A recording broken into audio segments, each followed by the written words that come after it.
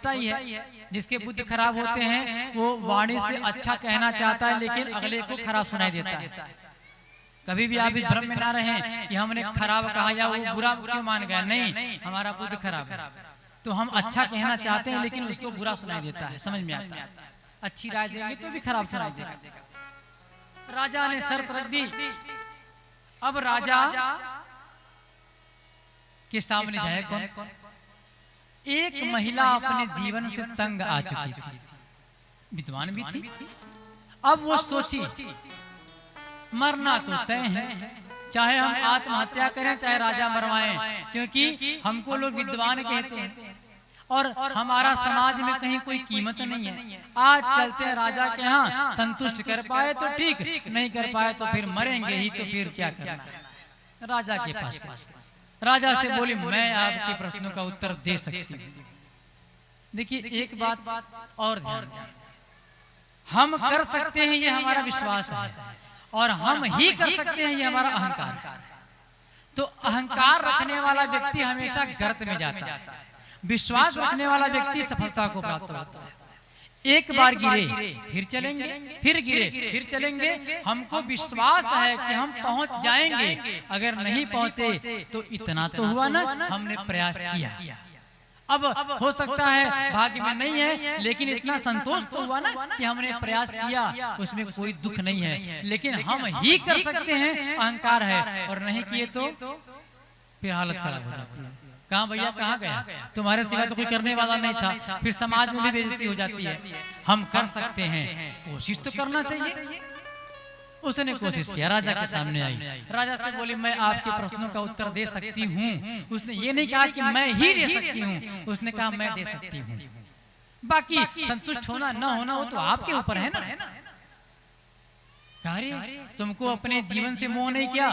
कहे महाराज मुझे अपने जीवन से मोह है और इसीलिए तुम दुखी हैं, क्योंकि जिंदगी सताती है और मृत्यु सुलाती है। अब सोना चाहते हैं, जिल्लत भरी जिंदगी पसंद नहीं मुझे, इसलिए सोना चाहते हैं। आ गए आप यहाँ, संतुष्ट कर पाए तो ठीक, नहीं तो परम धाम तुम्हारे पास रखा हुआ है। क्या ठीक है? मेरे दो प्रश्न हैं, ईश्वर कहाँ रहता है और क्या क्या करता है? उसे उसके पाने के तरीके, तीन प्रश्न था। ईश्वर कहाँ रहता है, उसे पाने का तरीका क्या है और क्या क्या करता है। कई आपके प्रश्नों का उत्तर तो हम बहुत आसानी से दे सकते हैं। एक मोमबत्ती लाई, मोमबत्ती आई, उसमें आग जला। बोले महाराज आप बताइए ये आग कहाँ से आया? कहीं रगड़ से आया, घिसने से आया? कहे महाराज उसी प्रकार से हमारे अंदर जीवात्मा है, हमारे अंदर परमात्मा ईश्वर हमारे अंदर ही बैठा है। हम लोग उसे रगड़ते नहीं हैं, हम लोग उसे प्राप्त करना नहीं चाहते। सब में घट घट में ईश्वर बैठा है। कहे उसे प्राप्त कैसे किया जा सकता है? ये रगड़ना क्या है, उसे कैसे प्राप्त किया जा सकता है? कहे आप दूध मंगाइए। दूध मंगाया गया। बोले महाराज इसमें आपको क्या दिखाई देता है? कहे तो मुझे दूध दिखाई दे रहा है। कहे सिर्फ आपको दूध दिखाई दे रहा है? मुझे तो इसमें बहुत कुछ दिखाई दे रहा है। राजा ने बार बार कई बार देखा, उसे सिर्फ दूध दिखाई दे रहा था। राजा बोले नहीं मुझे नहीं समझ में आता, तुम ही बताओ तुम्हें क्या क्या दिखाई देता है। महिला बोली राजन आप जानने वाले हैं और हम बताने वाले हैं। आपको इतना भी शिष्टाचार नहीं है कि हम जिससे पूछते हैं वो गुरु समान होता है तो उसे गद्दी पर बिठाते हैं या आसन पर बिठाते हैं और खड़े होकर के याचक की भांति प्रश्न करते हैं। इतना तो शिष्टाचार आप में होना चाहिए। तो आप पहले अपने शिष्टाचार का परिचय दीजिए, फिर हम आगे की बातें बताएंगे। सारी सभा ने स्वीकृति दी। राजा ने उसको अपने गद्दी पर बिठाया और राजा उसके सामने खड़ा हो गया। महिला ने कहा महाराज आपका एक प्रश्न और था ना कि राजा क्या करता है? तो सबसे पहले आप ये प्रश्न जाने कि भगवान कहाँ कहाँ है। आपका प्रश्न था भगवान क्या क्या करता है, भगवान कहाँ है, भगवान कैसे प्राप्त होगा और भगवान क्या क्या करता है। तो सबसे पहले तो आप ये जाने कि इस दूध में आपको सिर्फ दूध दिखाई दिया, लेकिन इसमें दही भी है, मक्खन भी है, घी भी है, मलाई भी है, सब कुछ है। वो आपको प्राप्त कैसे होगा, आपको मथना पड़ेगा, आपको परिश्रम करना पड़ेगा, तब जाकर के इसी दूध में से आपको मक्खन, मलाई, दही, घी सब प्राप्त होगा। उसी प्रकार भगवान को प्राप्त करना है तो सिर्फ देख करके सोच करके प्राप्त नहीं किया जा सकता। उनके लिए भजन रूपी, सत्संग रूपी मंथन का सहारा लेना होगा, उनको उनका मनन करना होगा, चिंतन करना होगा, तब आप पाएंगे कि इसी शरीर रूपी दूध से अंदर से भगवान आकर के प्रकट हो जाएंगे, जैसे उस दूध में घी निकलता है। और भगवान क्या क्या करता है महाराज, आपको अभी तक पता नहीं चला। आप इस राज्य के राजा हैं। भगवान एक पल में राजा को रंक बना सकता है और रंक को राजा बना सकता है। आपके राज्य की हम दासी हैं, हम आपके सिंहासन पर बैठे हैं और आप याचक बन करके हमारे सामने खड़े हैं। ये भगवान की ही तो माया है। तो मनुष्य अपने अहंकार में उसको देख नहीं पाता, जान नहीं पाता। सब ही नचावत राम गोसाई, भगवान सबको नचा रहे हैं। देखिए एक बात और आई,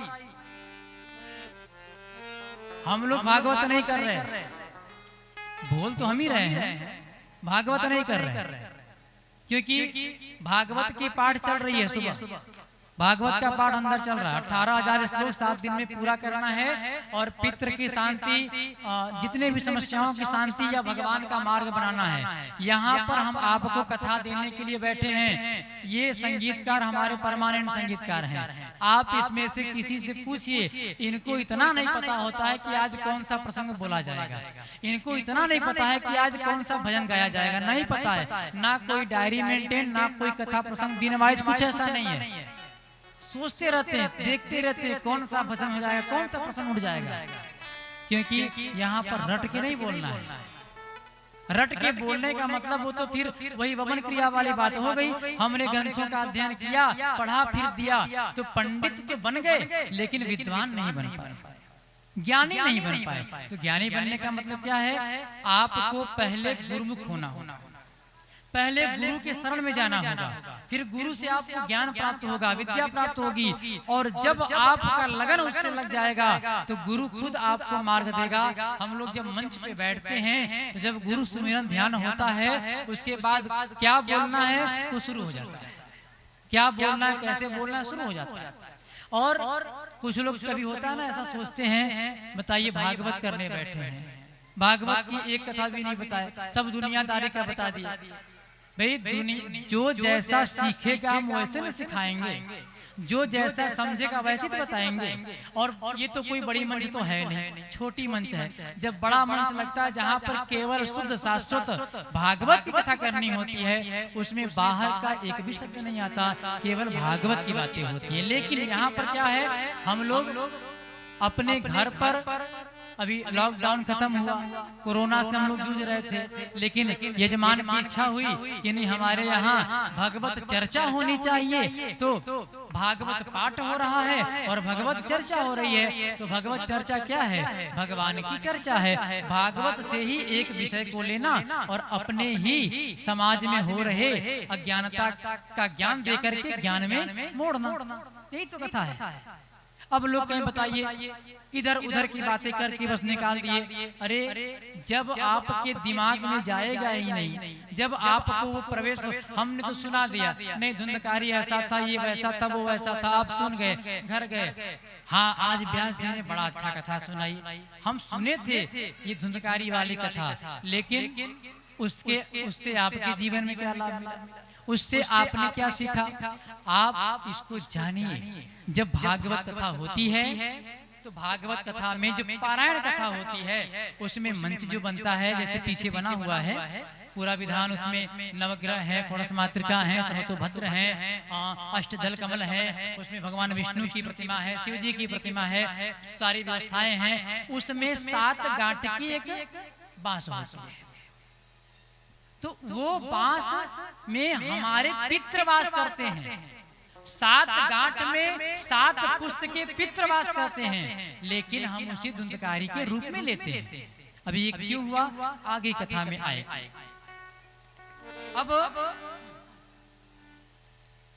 गोकर्ण महाराज गए तीर्थ पर, आत्मदेव जी संन्यास की ओर चले गए, घर में बचे मात्र 2 लोग। अब वो 2 लोग क्या कर रहे हैं, माता और पुत्र। गाय भी समाप्त हो गई। अब धुंधकारी धीरे धीरे बड़ा हुआ है, अपनी माता को परेशान करना शुरू किया है। माता देखिए, वो माता सदैव परेशान रहती है। जो अपने बच्चे को 12 वर्ष के अंदर ज्ञान नहीं दे देती, वो जीवन भर परेशान रहती है। अगर 12 वर्ष के अंदर बच्चों को आप ज्ञान दे देंगे, एक छोटी सी बात है, बहुत साधारण सी बात है। जो माता पिता अपने बच्चे को आशीर्वाद लेना, पैर छूना सिखाते हैं, उनके बच्चे संस्कारी होते हैं, उनके ऊपर ग्रह का प्रभाव नहीं होता। जो माता पिता अपने बच्चे को दिनचर्या सिखाते हैं, वो माता पिता अपने बच्चों से कभी परेशान नहीं होते। इसलिए देना जरूरी है। धुंधकारी माँ को परेशान कर रहा है। आज तो हद हो गई। धुंधकारी गया और उसने जुए में ढेर सारा सट्टा लगाया और हार गया। आया माँ से बोला, माँ मुझे कुछ धन की आवश्यकता है, चाहिए। माँ बोली, बेटा जो था मेरे पास सब दे दिए। धुंधकारी ने 5 वेश्याओं को भी अपने संरक्षण में रख लिया था। होता है ना, जो लड़के गलत निकल जाते हैं तो फिर वो गलत लड़कियों के संबंध में संपर्क में आ जाते हैं, और जो लड़कियां गलत होती हैं वो खूब पैसा ऐंठना, चूसना, ये बहुत तेजी से चल रहा है। ये मैं ऐसे नहीं बोल रहा, चल रहा है। तो परेशान हो जाता। धुंधली बोली, बेटा मेरे पास जो था मैंने दे दिया, अब तो मेरे पास कुछ नहीं, तू देती है कि नहीं? कड़े शब्दों में धुंधकारी बोला।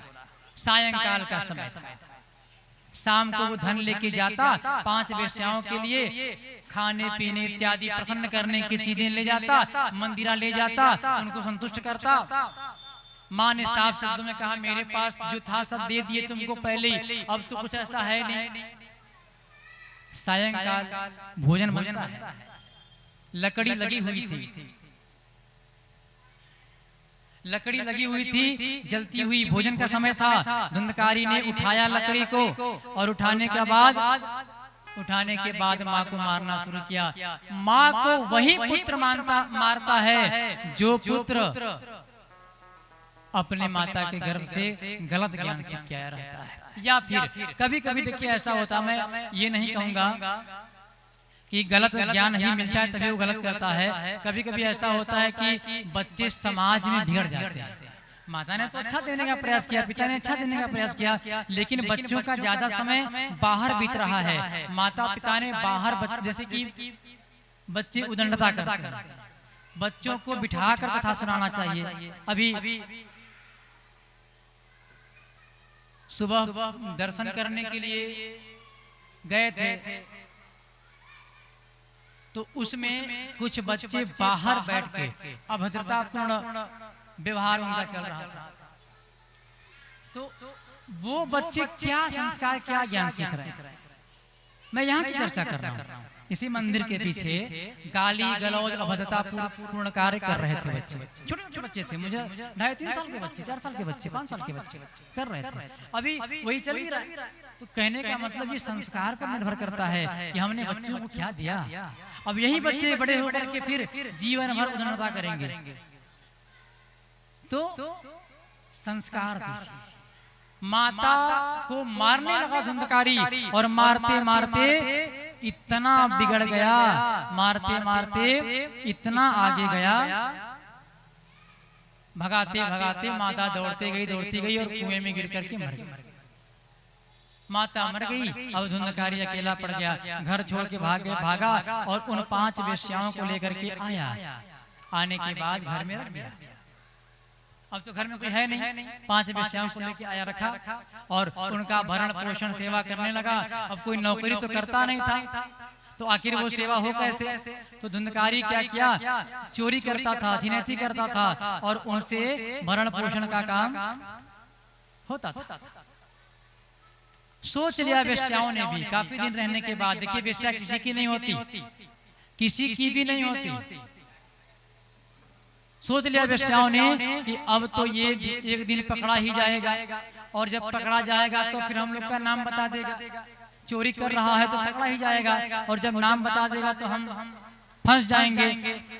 वेश्याओं ने भी ठान लिया, आज जब वो धन लेकर के आएगा तो उसके बाद तो इसका काम तमाम कर देंगे। ढेर सारा धन चोरी करके धुंधकारी लाया और घर में दिया है। पत्नियों लो, ढेर सारा धन लाए हैं। पत्नियों ने लिया और लेने के बाद धुंधकारी को घर में ही चारपाई में बांधा, और बांधने के बाद जलती लकड़ी उसके मुंह पर रख करके तड़पा तड़पा के मार डाला। धुंधकारी मर गया। धुंधकारी के शरीर को उसी आंगन में गाड़ दिया गया, और जब गाड़ दिया गया तब धुंधकारी वो धन लेकर के 5 वेश्याएं भाग गई। अब धुंधकारी प्रेत बन करके उसी घर में है, बसा हुआ है। अब धुंधकारी सोच रहा है कि मैं तो प्रेत बन गया, अब तो कोई मेरा साथ देने वाला है नहीं, अब तो मुझे इसी नरक में रहना होगा। प्रेत किसे कहते हैं?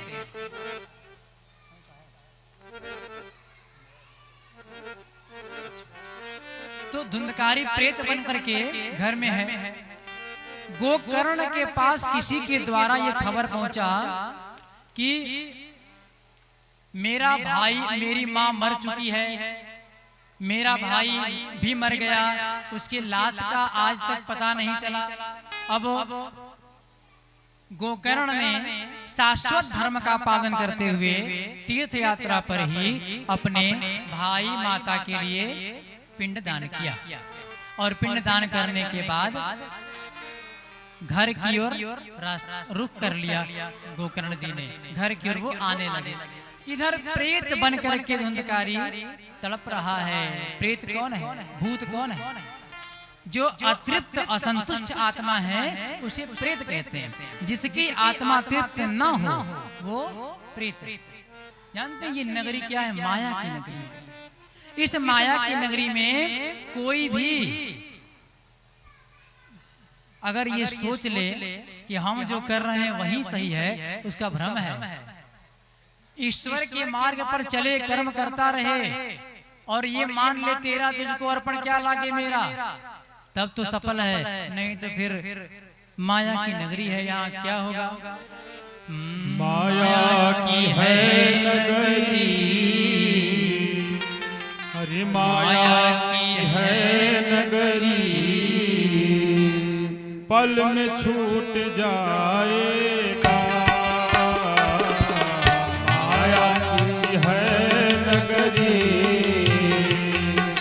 पल में छूट जाएगा। माया की है नगरी, पल में छूट जाएगा। ओ माया की है नगरी, पल में छूट जाएगा। माया की है नगरी, पल में छूट जाएगा। माया की है नगरी, पल में छूट जाएगा। छोड़ अभिमान मुसाफिर, छोड़ अभिमान मुसाफिर, ये शहर छूट जाएगा। छोड़ अभिमान मुसाफिर,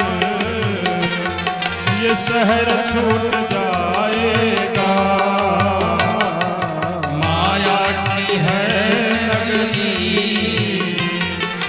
पल में छूट जाएगा।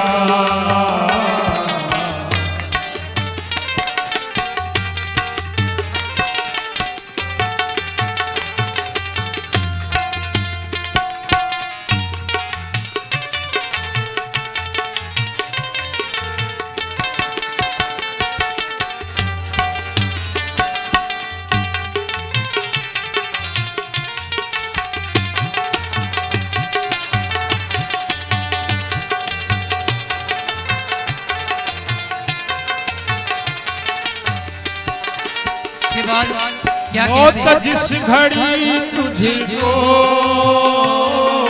नींद में सुलाएगी, मौत जिस घड़ी तुझको नींद में सुलाएगी, मखमली बिस्तरों से खींच कर ले जाएगी, मखमली बिस्तरों से खींच कर ले जाएगी, मौत जिस घड़ी तुझको नींद में सुलाएगी, मखमली बिस्तरों से खींच कर ले जाएगी, कब्र में सुलाएगा, कब्र में सुलाएगा, और चिता में जलाएगा, कब्र में सुलाएगा, चिता में जलाएगा, माया की है नगरी, पल में छूट जाएगा, माया की है नगरी, पल में छूट जाएगा।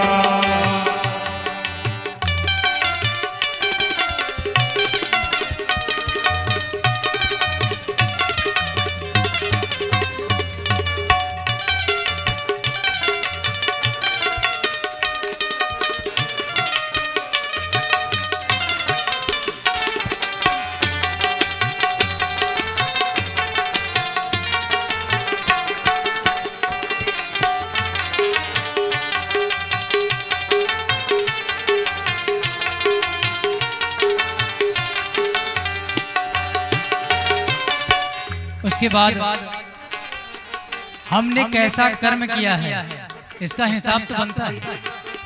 और जब भगवान पूछेंगे तुमने क्या किया है, जब उनके अदालत में मुकदमा चलेगा तब फिर पछताना पड़ेगा। इसलिए हमेशा विचार करिए हम कैसा कर्म कर रहे हैं, क्या कर रहे हैं, क्योंकि हिसाब सबका देना है। और जब ये भाव आ जाएगा मन में तब फिर कहना पड़ता है कर्म क्या किया तूने, जब जवाब पूछेगा, कर्म क्या किया तूने, जब जवाब पूछेगा, प्रभु की अदालत से बच के कहाँ जाएगा, प्रभु की अदालत से बच के कहाँ जाएगा, कर्म क्या किया तूने जब जवाब पूछेगा, प्रभु की अदालत से बच के कहाँ जाएगा, रिश्वत ना काम आएगा, रिश्वत ना काम आएगा, जब सजा सुनाएगा, रिश्वत ना काम आएगा, जब सजा सुनाएगा, माया की है नगरी, पल में छूट जाएगा, माया की है नगरी, पल में छूट जाएगा।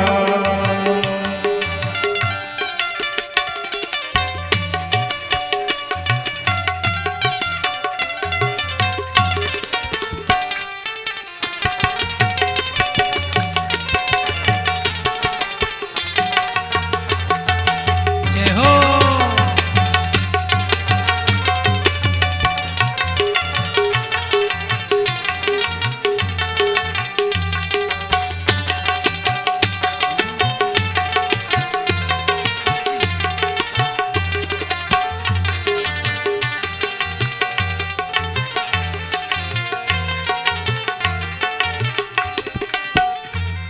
ये शरीर माटी का पुतला है और ये माटी में मिल जाना है, क्षितिजल पावक गगन समीरा पंच रचित यह अधम शरीर। जब ये शरीर अधम है तो घमंड क्यों करते हैं भाई? थोड़ा इससे बचें।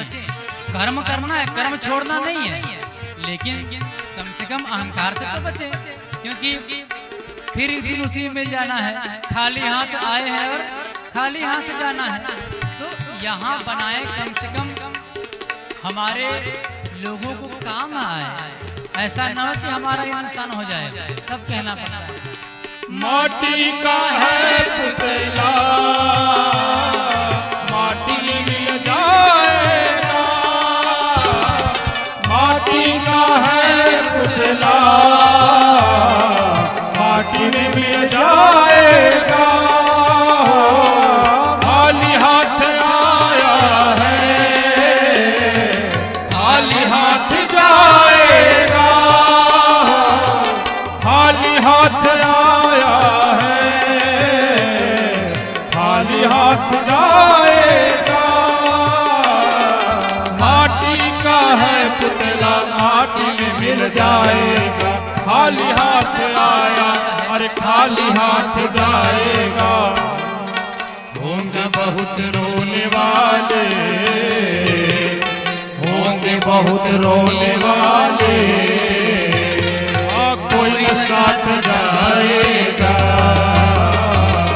होंगे बहुत रोने वाले, कोई साथ जाएगा। माया की है नगरी,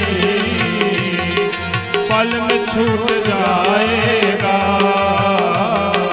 माया की है नगरी, पल में छूट जाएगा।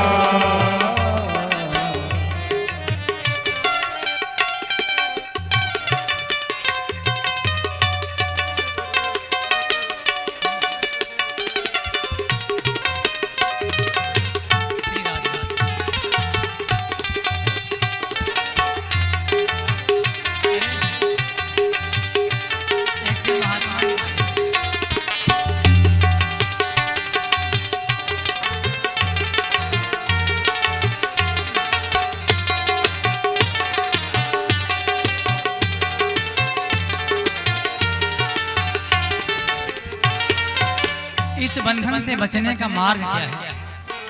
भाई देखिए, हम तो अज्ञानी हैं। माता प्रथम गुरु है, पिता द्वितीय गुरु है। इन्होंने अपने भाव के अनुसार ज्ञान दिया, लेकिन एक गुरु होता है जो भाव पार लगाता है, फिर उसके शरण में जाना पड़ता है।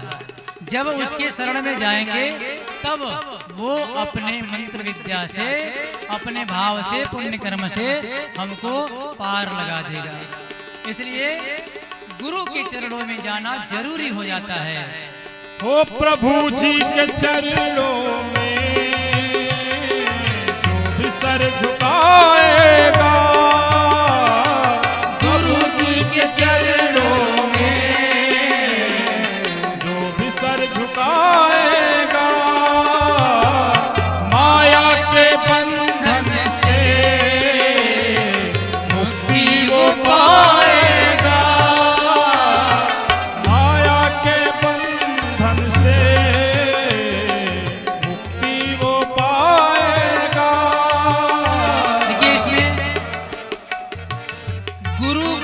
दो खड़े काको लागे पाए, बलिहारी गुरु आपने गोविंद दियो बताया।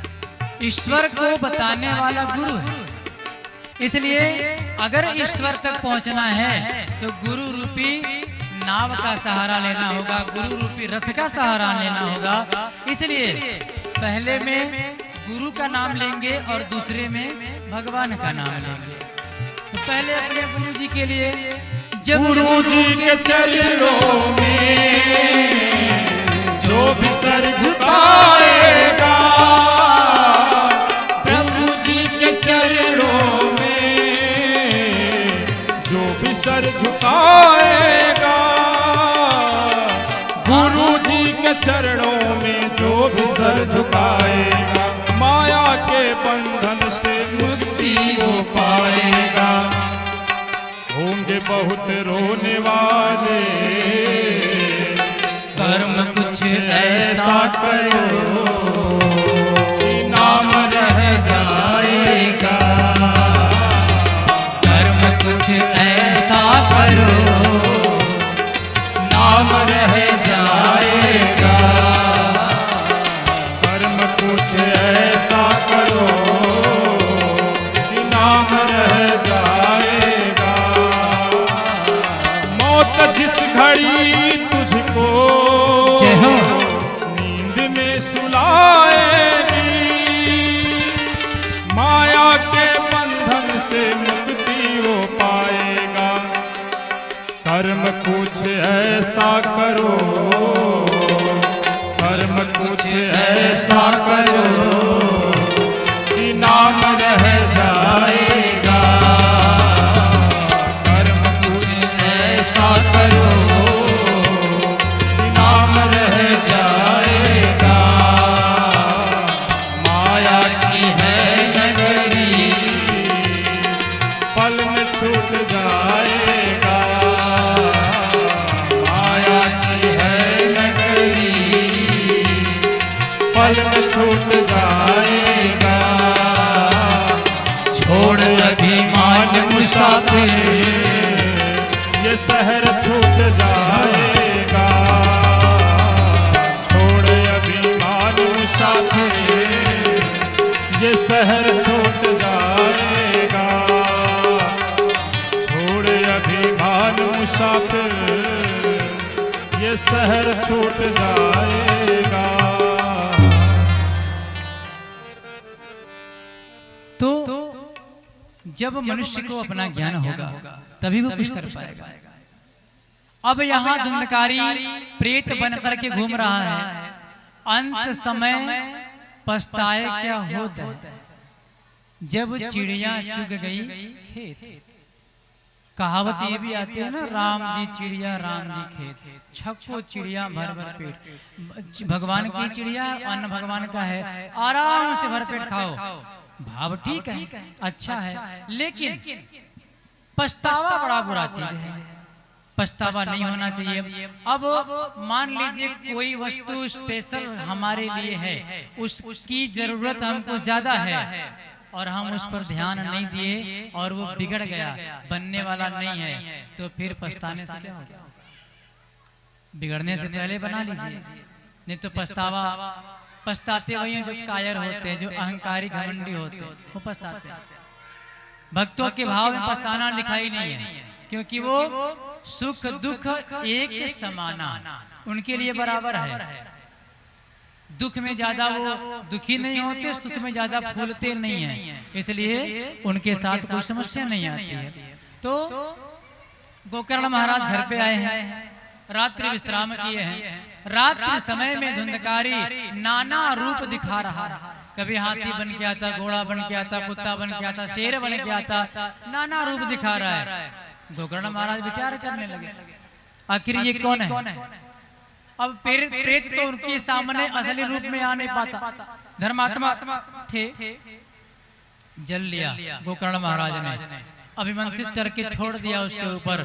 धुंधकारी सामने आ गया, बोले अरे भैया आप कहाँ चले गए थे? मैंने आपको बहुत ढूंढा, आप मिले नहीं। पता चला कि आपकी मृत्यु हो गई, लेकिन आप तो मेरे सामने क्या माया है? कहे नहीं गोकर्ण भाई, उन्होंने पूरा विधान बताया, पूरा विस्तृत कहानी बताया कि मेरे साथ ऐसा ऐसा हुआ है। अब बड़ी गिलानी हुई गोकर्ण महाराज को। देखिए जो संत होता है ना, वो किसी से दुश्मनी नहीं करता, किसी को खराब नहीं मानता, सबका भला चाहता है, इसीलिए उनको संत कहते हैं, सबका भला चाहता है। गोकर्ण जी संत हैं। गोकर्ण जी ने कहा भैया आपके साथ इतना गलत हो गया। अब धुंधकारी अपने पाप ताप करने के लिए विचार कर रहा है। अब गोकर्ण जी ने विचार किया आखिर इनको कैसे सही किया जाए। इस समय क्या चल रहा है? बढ़िया है, वो दुखी है, बढ़िया है, भोग के मारे कीड़े पड़े होते हैं ना, अक्सर लोग गाली देते हैं, कीड़े पड़े उसको। क्यों शराबते हैं? हम जब बना नहीं सकते तो बिगाड़ने का भाव क्यों है? आप सिर्फ इतना कह सकते हैं, जाकी रहे भावना जैसी प्रभु मूरत देखी तैसी, तुम्हारा जैसा कर्म वैसा तुम्हारा फल भगवान देगा। हम बस अच्छा भाव रख सकते हैं, क्योंकि भाव से भी तो प्रभाव बनता है। हमारा भाव है बड़ा दुख दिया उसने मुझे, कीड़े पड़े उसको, तो उसको तो पड़े न पड़े आपको जरूर पड़ेगा, उसको पड़े न पड़े आपको जरूर पड़ेगा। क्यों? क्योंकि दुख देना हो सकता है भगवान ने उसकी किस्मत में लिखा हो कि वो आपको दुख दे। आप कौन होते हैं उसको सरापने वाले? आप तो संत हैं, क्यों सराप रहा? उसकी करनी उसका फल, मेरी करनी मेरा फल। हम अपने मुख से बुरा क्यों निकाले? जिस नाम से हरि सुमिरन करना है, जिस नाम से हमें शुभ वाणी बोलनी है, उस नाम से हम उसको श्राप क्यों दे रहे हैं? लेकिन नहीं, तो गोकर्ण जी ने कहा भैया आपके साथ इतना बुरा हो गया, मैं कोई विधान बनाता हूँ। उन्होंने अपने योग विद्या के द्वारा, अपने ध्यान से गुरु के द्वारा एक युक्ति निकाल ली। समय काफी विलंब की ओर हो गया है, 6:30 बज गया है, इसलिए इसको 60 में लेते हुए कथा को एक युक्ति निकाली। और उस युक्ति में आया कि इनके लिए अगर श्रीमद् भागवत सप्ताह यज्ञ हो जाए तो ये मोक्ष को प्राप्त कर सकते हैं। सोचिए, जिस जीव का कोई और दैहिक क्रिया नहीं हुआ, माने दाह संस्कार, वो जीव प्रेत बन के जीवन भर पाप करता रहा। श्रीमद् भागवत पुराण में इतनी पावर है, शक्ति है कि श्रवण करने मात्र से मोक्ष को प्राप्त कर सकता है। अब इसमें भी कई विरोध चल रहा है। जो आध्यात्मिक रीति रिवाज को नहीं जानते वो क्या कहते हैं, बताइए ये तो बढ़िया उपाय न है, चलो जीवन भर पाप करते हैं, फिर तो भागवत ही है, फिर हमको मोक्ष करा देगा। ये भाव नहीं है। वास्तविक भाव क्या है? जो प्रेत बन गया है, भागवत का मतलब ये है 7 दिन में हमारा जन्म होता है, 7 दिन में मृत्यु होती है। रवि से लेके शनि, इन 7 प्रत्येक एक दिवसों में अगर भगवान की महिमा उसके कान में डाली जाए तो उसके अंतःकरण में भगवान का नाम प्रवेश कर जाता है। फिर वो 7 दिन भगवान का नाम सुनता है। शक्ति तो उस नाम में है, शक्ति उस नाम में है। धुंधकारी के निमित्त जब गोकर्ण जी ने कथा शुरू किया, मंच लगा, वहां पर कथा श्रवण करने के लिए लाखों करोड़ों ऋषि महर्षि आए। अभी तो आज के समय में हम लोगों को लाउड स्पीकर की आवश्यकता पड़ रही, मंच की आवश्यकता पड़ रही, क्योंकि कलयुग में आडंबर ज्यादा है ना। उस समय क्या हुआ करता था, बट वृक्ष के छाया तले नीचे थोड़ी व्यास आसन ऊंची रहती थी, चबूतरे पर वहां व्यास जी बैठे, जो भी व्यास बने बैठे। उसके बाद नीचे सारे संत समाज, चाहे वो बड़ा हो छोटा हो, ऋषि हो महर्षि हो देव ऋषि हो कोई भी हो, सब नीचे बैठता था। उसके बाद उस समय लोगों के अंदर इतनी शक्ति हुआ करती थी कि लाउड स्पीकर फेल और भाव के द्वारा सुनते थे लोग। अब धीरे धीरे आयु शक्ति बल सब कमजोर होता जा रहा है। तो वहां कथा हुई और प्रमाण मिलता है कि सतयुग से कई युग पीछे के पुराने ऋषि महर्षि सब मूर्तिमान बन करके आए और आने के बाद कथा श्रवण किए। धुंधकारी